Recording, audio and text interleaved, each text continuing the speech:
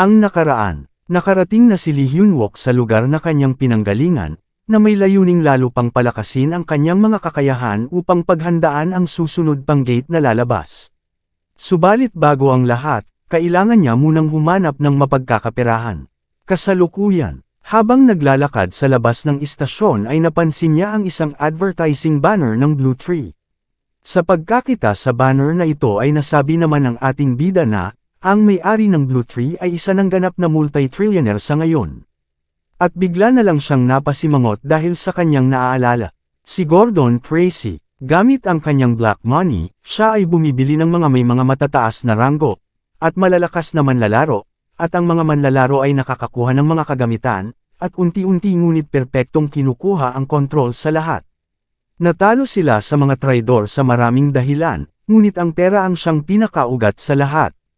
Ang magkaroon ng maraming pera na katulad ni Gordon ay imposible, subalit dapat mayroon din akong sapat, upang hindi matangay sa kanyang laro pagdating sa pera. Alam ko ang tungkol sa importanteng kaganapan sa hinaharap, at saan o kailan makakaipon ng pera.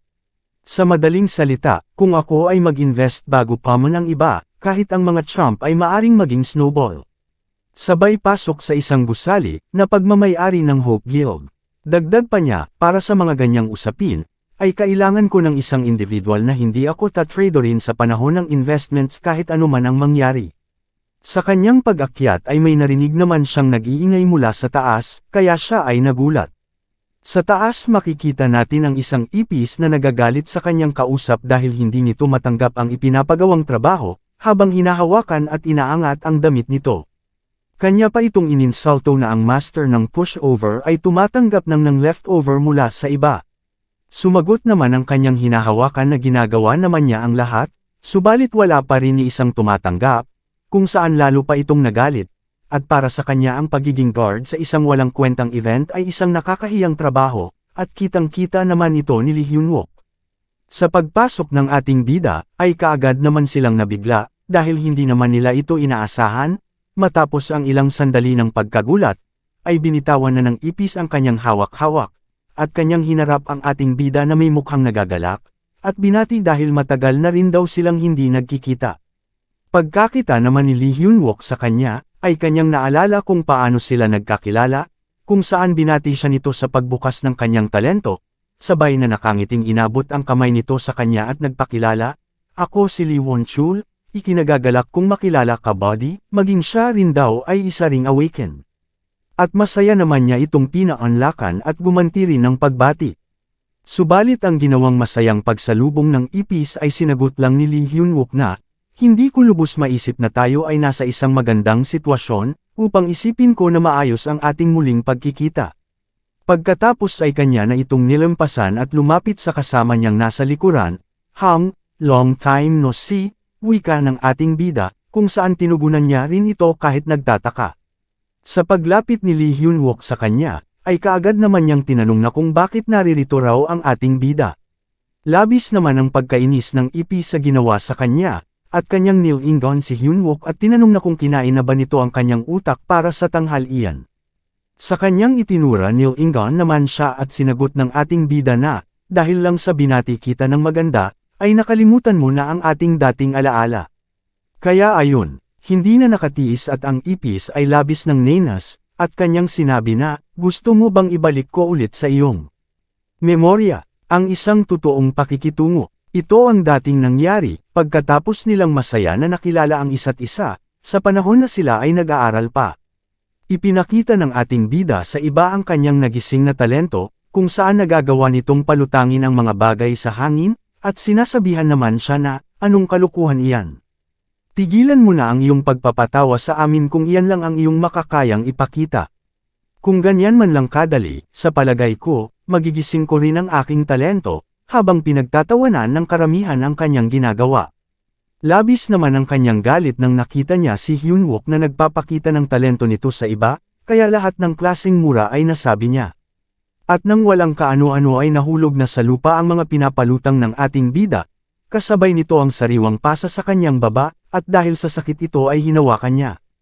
Kaya naman pala, bigla na lang siyang sinuntok ng ipis sa mukha, kung saan kaagad naman siyang natamba habang may mukhang nabibigla. Hindi pa siya nakontento, talento ng ating bida ay kanyang ininsulto, at kanya pa itong binantaan. Sa oras na sasabihin pa ulit nito na siya ay na-awaken, ay kanya itong tatapusin. Kanyang itinaas ang kanyang manggas, layuning ipakita ang kanyang lakas, habang nagsasalita na, ang maliit na payatin, ay uma-acting na parang malakas din. Lee Won-chul, isang C-rank player, katangian ay isang fighter. Signature player ng Hope Guild. Paano kung bugbugin kita, katulad ng tayo ay nag-aaral pa, wika ng ipis sa ating bida.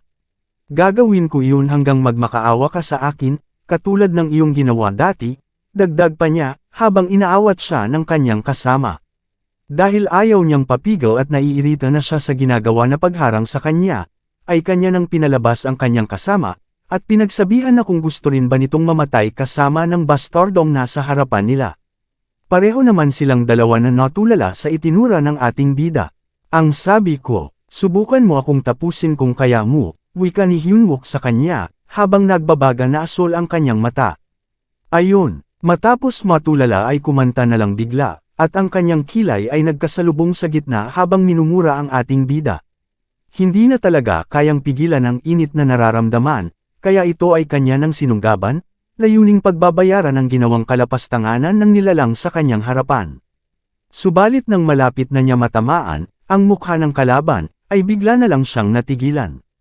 At ito ang dahilan, isang bagay na nasa kanyang harapan na isang maling hakbang lang ay, siguradong sisunduan ka na kaagad ni kamatayan. Ito pa ang isa na nakatutok naman sa paa, na sa oras na gumalaw ka, ay kaagad ka namang madadapa. Hindi lang pala dalawa kundi marami pa, kaya bigla labis na lang ang kanyang pagtataka. Mga espada sa kanya ay nakatutok na, kaya ang inilabas niyang tapang ay kanyang itinago muna. Hindi na talaga niyang sinubukan na gumalaw, at baka siya ay pumanaw, sa halip ay tahimik na lang siyang nakikinig sa sinasabi ng ating bida sa kanya na, hindi ko masisiguro na kaya kung talunin ka ngayon, ngunit sinisigurado kung dudurugin kita hanggang sa halos mamatay ka na para mo lang iniisip na inaatake ka ng buong unit ng militar.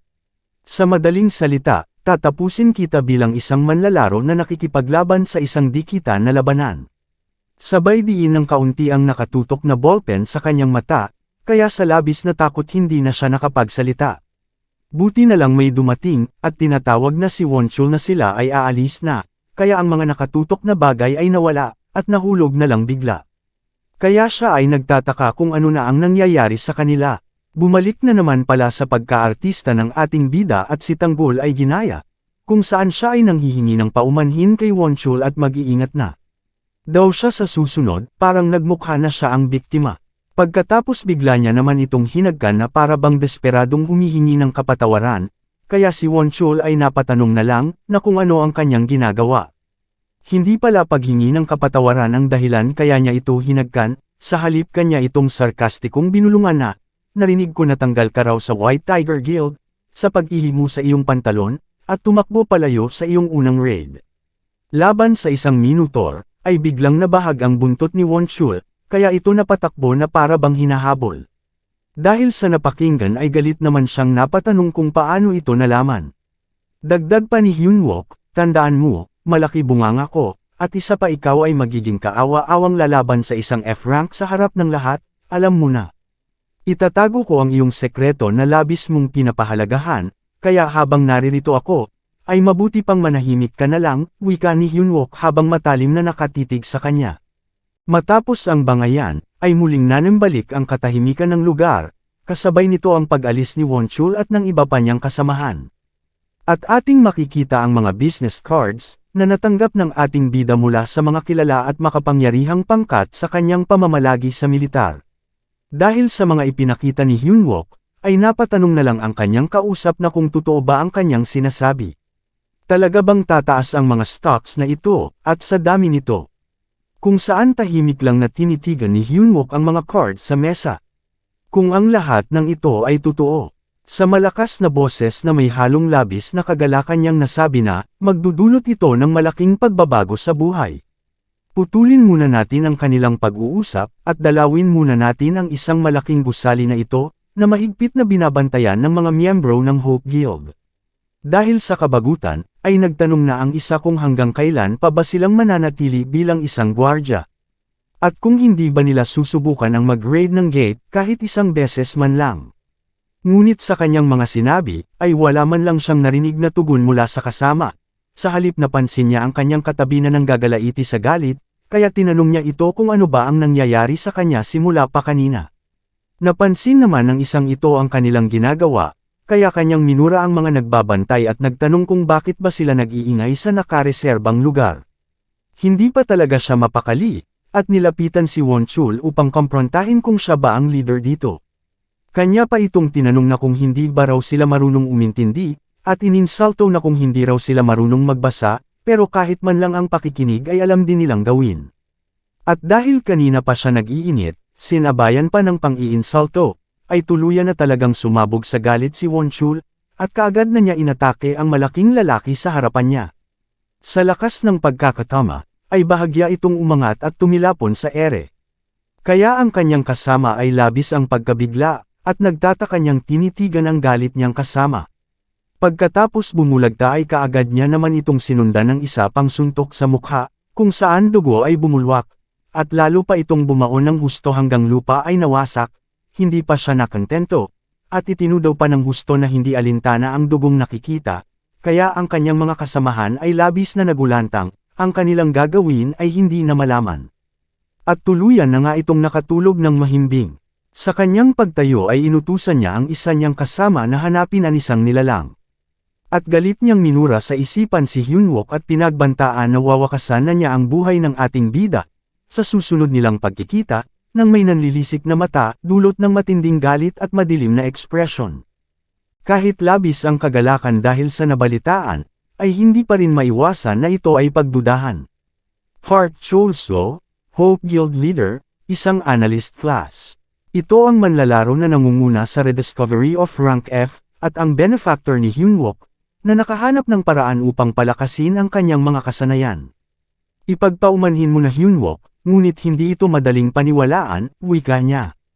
Naintindihan naman ni Hyunwook ang kanyang naging reaksyon, dahil normal lang ito sa kahit kaninuman, na biglaan na lang makatanggap ng ganitong oportunidad mula sa kung saan, dagdag pa ng guild leader, posible ba talaga na ibinigay nila ito sa iyo ang ganitong impormasyon para lang makuha ka? Kaya ang naging tugon lang ni Hyunwook sa kanya ay, mula sa iyong pagkakakilala sa akin hanggang ngayon, sa iyong palagay ako ba ay mapagkakatiwalaan?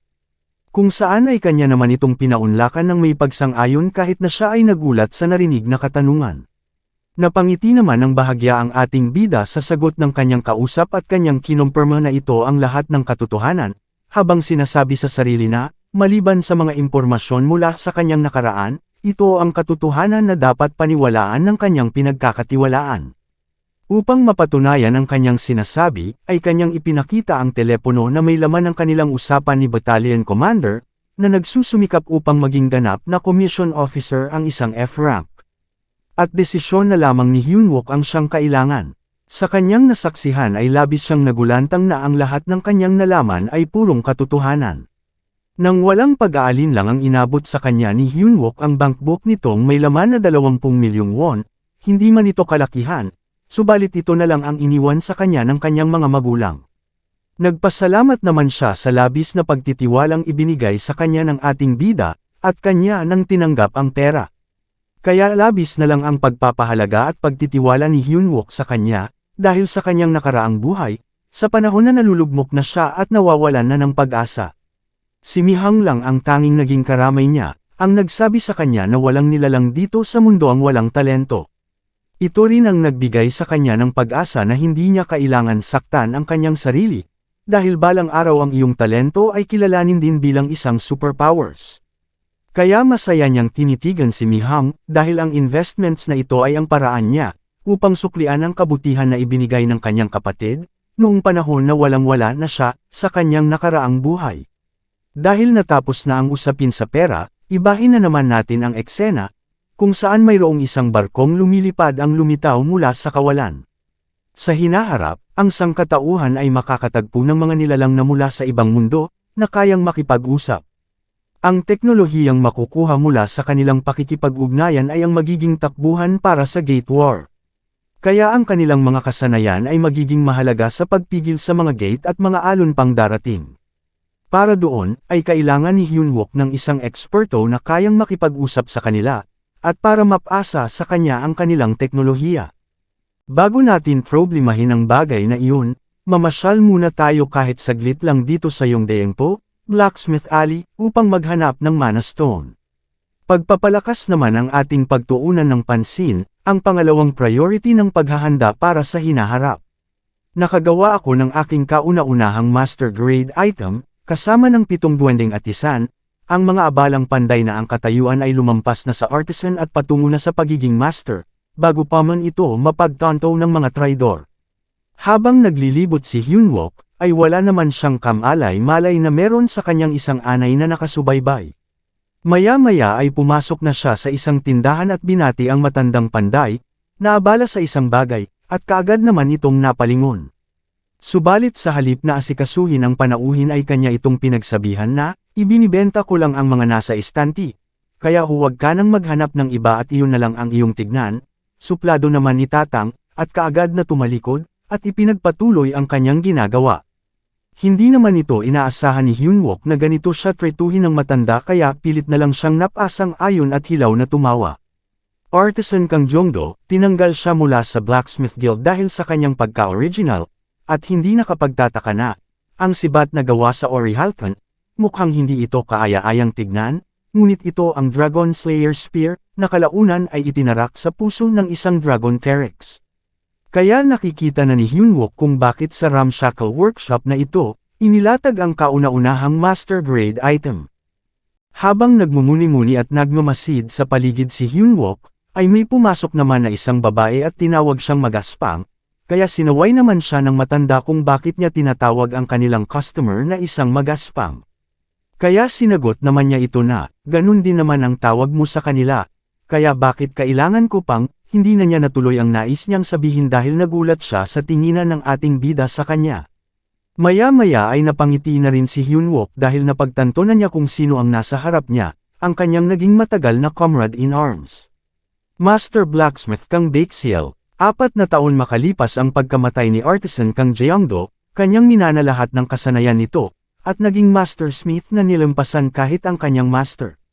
Dahil sa tinginan ng ating bida sa kanya, ay kaagad niya naman itong ginamitan ng kanyang abilidad, na kayang mag-analisa ng isang bagay gamit ang kanyang mata, kung saan napagtanto niya na mamahalin naman pala ang mga kasuotan ng ating bida, kaya nagbago bigla ang kanyang pag-asta, para na siyang naging maamong pusa, at magalang na nagtanong kung ano ang hinahanap nito. Sa kanyang ginawa ay napangisi naman si Hyunwook at napasabi sa sarili na, ang kanyang labis na pagkahumaling sa pera, ay sumakto lang sa isang duwende. Ngayon na nakuha ko na ang kanyang atensyon, ito ay magtitiwala na sa kanya. Dahil sa laki ng halagang kanyang naibenta na umabot sa 18 milyong won, ay labis ang kanyang saya, kaya tinawag niya si Hyunwook na hindi lang isang customer kundi isang boss. Maging ang matanda ay hindi rin makapaniwala, dahil ang customer na kanyang binaliwala ay nakapagbigay sa kanila ng malaking halaga. Hindi naman siya isang mage, bakit siya bumili ng poisonous magical metals at mistral tungsten alloy beads na kahit hindi naman niya kaya? Hindi ba nabubulok ang pera niya? Wika ng matanda, kung saan sinagot naman siya ng dalaga na, manahimik ka na lang grandpa. Meron siyang lugar na dapat paggagamitan nito. Pahabol din ni Hyunwook na ang kailangan lang niya ay isang magandang kagamitan, at babalik pa siya ng madalas upang makipagpalitan, kaya napasagot na lang ang matanda na, okay, sabay buntong hininga. Matapos makuha ang mga kailangan niya ay nagpaalam na si Hyunwook sa kanila. May asa ring tumugon ng dalaga at nagpahabol pa na dalasan ng ating bida ang pagdalaw sa kanila. At siya ay biglang yumuko tanda ng pasasalamat at sa muli nilang pagkikita, habang ang ating bida ay seryosong humihingi ng paumanhin sa kanyang isipan, dahil hindi katulad ng iba niyang comrade in arms, siya ay kailangan ni Hyunwook pabalikin sa labanan na nagresulta ng kanyang kamatayan sa nakaraan, kaya sa panahong ito, ay kanya na itong paprotektahan. Makalipas ang ilang sandali ay napadpad na tayo dito sa labas ng isang motel, at ang anay ay patuloy pa ring nakasubaybay. Hindi niya talaga tinatantanan ang ating bida kahit saan man ito magpunta. Oras na para simulan ang paghahanda para sa susunod na kaganapan sa pamamagitan ng pagpapataas ng kanyang kasanayan. Pagkatapos ng bakasyon, ay dapat na niyang mapataas ang kanyang resistance sa lason at madagdagan ang bigat ng metal na kaya niyang makontrol. Lumabas ang sistema na kasalukuyang nag-aabsorb ng metal na may kasamang lason, na oras matapos ang proseso, ay bahagyang tataas ang tolerance sa lason. Sa normal na pamamaraan ay ganito talaga ang magiging resulta, subalit iba na sa pagkakataong ito dahil meron na siyang breath room na kasanayan. Kanya na itong ginamit, at nagsimula ng lumagablab ang apoy sa loob ng kanyang sikmura. Upang pabilisin ang pagproseso ng pag-aabsorb, kung saan mabilis nang natutunaw ang metal na kanyang nilantakan. Sa paggamit ng breath room na kasanayan, ang kanyang internal furnace ay na-activate at ang pag-aabsorb ng metal ay lalo pang napataas hanggang sumagad na ito sa ika-250%. Ngunit ang epekto ay sadyang nakakabahala, at matinding sakit ang nagbabadya. At sunod-sunod na babala sa kanya nagpapakita. Labis na sakit ay kanyang tinitiis, upang ang proseso ay lalong mapabilis. Dahil nalalapit na ang pagbukas ng gate sa Seoul Station, kaya kahit anong paghihirap ang mararanasan niya, ito ay haharapin at titiisin niya para upang mapalakas lang kaagad hindi lang ang kakayahan kundi maging ang katawan. Pagkaraan ng 2 araw, ang anay ay nakasubaybay pa rin. At kanya nang itinuro sa ipis ang lokasyon ng ating bida, na hindi niya alam kung ano ang ginagawa dahil 2 araw na itong hindi nagpapakita, at nagkulong lamang sa loob ng tinutuluyan nito. Sa isang bukas na bintana ating makikita ang liwanag ng buwan, na tumatama sa higaan na may nakapatong na lagayan ng metal na wala ng laman, sinyales na tapos na sa pagmumukbang ang ating bida. Muli na namang nagpakita ang sistema, at ang proseso ay tapos na, ang kanyang poison resistance ay umakyat na sa 2 tier, at kasalukuyang nasa 81%. Ang bigat ng metal na kayang makontrol ay umabot na rin sa 17,479 na gramo, pati ang metal detection ay umabot na rin sa 500 gramo ang bigat na kayang maramdaman, sa loob ng 135 metro. Sa wakas matapos ang ilang araw na pagtitiis, ay nakahinga na rin siya ng maganda, at ang aura ay nakapalibot na sa katawan niya.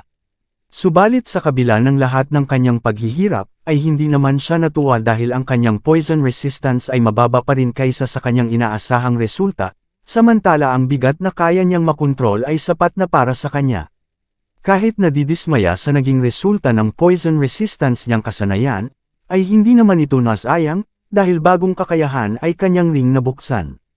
Metal Smash, nasa rank D, nagkokonsumo ng mana, upang durugan ng isang tiyak na halaga ng metal, at nakadepende ang dami ng magagamit na mana sa bigat ng metal kung saan ito gagamitin.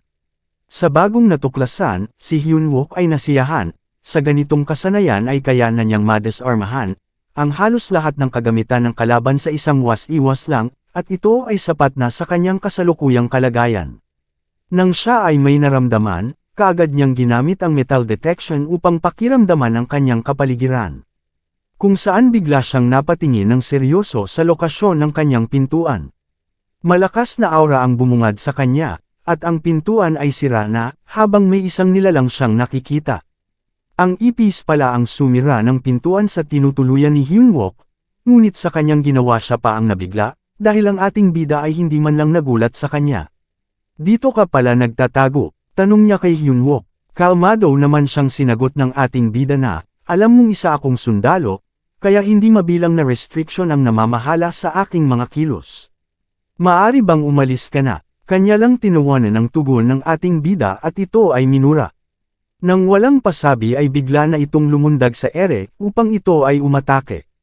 Gamit ang purong lakas ay kanya nang susuntukan si Hyunwook, umaasang dito na siya magwawakas.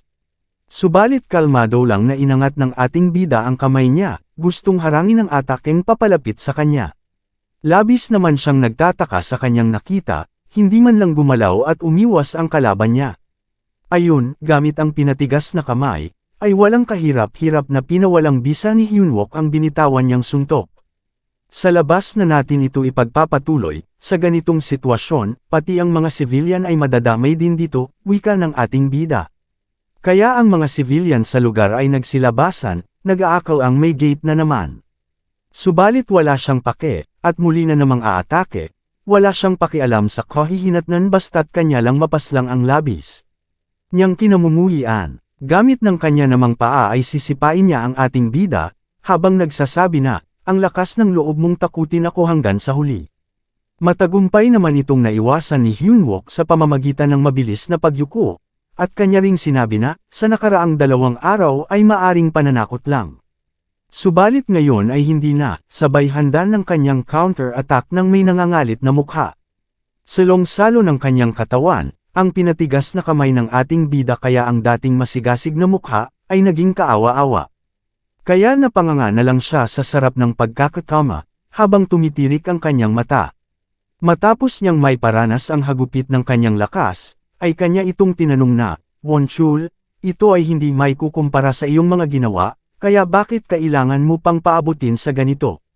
Subalit ayaw pa rin niyang magpaawat, at galit niyang sinagot ang ating bida na, nagyabang ka na kaagad matapos mo lang swertehing makatama sa akin. Dahil hindi niya naman nagustuhan ang tinginan ni Hyunwook sa kanya kaagad ba siyang gumamit ng kanyang kapangyarihan kung saan unti-unting lumiliwanag ng pula ang kanyang kaliwang paa. Ramdam ang lakas na pinapakawalan ng kalaban, ay kinabahan naman ang ating bida. Hindi para sa sarili niya, kundi para sa mga sibilyan na malapit sa tinutuluyan niya. Kaya kanyang sinigawan ang kanyang kalaban na hindi ba nito iniisip na maaring masaktan ang mga sibilyan kung dito sila maglalaban. Sadyang sagad na talaga sa buto ang galit ng isang ito, at hindi na talaga kayang pigilan kahit may iba pa siyang masasaktan. Kaya labis na lang ang pagkabalisa ng ating bida, nag-iisip ng paraan kung paano maiiwasan, ang maaaring mangyari sa lugar na kanilang kinatatayuan, sa oras mabitawan ang pag-atake ng kanyang kalaban. Sa gitna ng kanyang pang-iisip ay kanyang namataan ang nakabukas na bintana malapit sa kanyang kinakatayuan. Nang walang pag-aalinlangan ay dali-dali na siyang tumakbo para tumalon dito, layuning mabawasan ang magiging kahihinatnan sa lugar kung saan silang kasalukuyang naglalaban. Sa pag-aakalang siya ay tatakbuhan, ay kanya itong sinigawan na kung saan ba daw ito pupunta. At binilisan na ang kanyang paghahanda. Ramdam na ang matinding tensyon sa sitwasyon ay kaagad na siyang tumalon palabas sa bintanang nakabukas. Kasabay nito ay ang pagbitaw din ng malakas na sipa na bahagya naman niyang nasangga gamit ang kanyang kamay na ipinangtakip sa mukha, ngunit dahil sa lakas ng pag-atakeng inihanda ay nagdulot pa rin ito ng malaking pinsala sa pader ng kanyang tinutuluyan, at ang mga debris ay nagsiliparan. Dahil sulong-salo din ng ating bida ang malakas na sipa, ay tumilapon din siya ng nakalutang sa ere. Kahit na inabutan pa rin siya ng kalaban, ay nagawa naman niyang mailayo sa kapahamakan ang mga sibilyan. Wala na talagang ibang laman ang kanyang isipan, kundi ang mapaslang lang ang ating bida, na wala namang ginagawang masama sa kanya, kaya kaagad niya rin itong sinundan upang ilabas na ang lahat ng galit na namumuo sa kanyang isipan. Abangan ang susunod na mga kaganapan, kung saan atin nang matutunghayan ang matitinding labanan sa pagitan ng dalawang magkaalitan. Sa lahat ng patuloy na sumusuporta sa aking at sa mga susuporta pa lang, ay muli po akong nagpapasalamat sa inyong lahat, kaunting kimbot na lang at atin nang malalaman ang aking magiging kapalaran. Kaya sana ay patuloy nyo lang subaybayan ang ating kwento. Maraming salamat mga boss, sa susunod muli.